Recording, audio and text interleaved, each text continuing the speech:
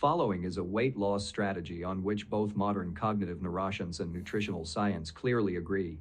If you are hungry, you should eat. Conversely, when you are not hungry, you should not eat.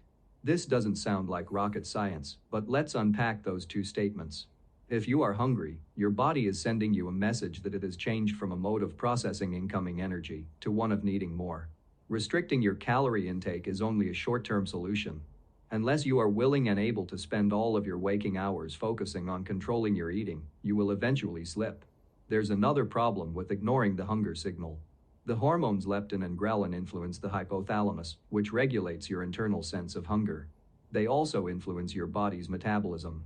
If you restrict too many calories, the hunger hormones will actually reduce the rate at which your body burns energy.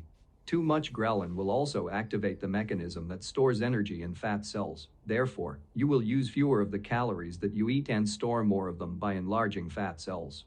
You can fight this process with physical activity, but unless you are planning to go to extremes, exercise can often prove to be a losing battle. Humans are too efficient at acquiring energy from our foods for exercise to work on its own.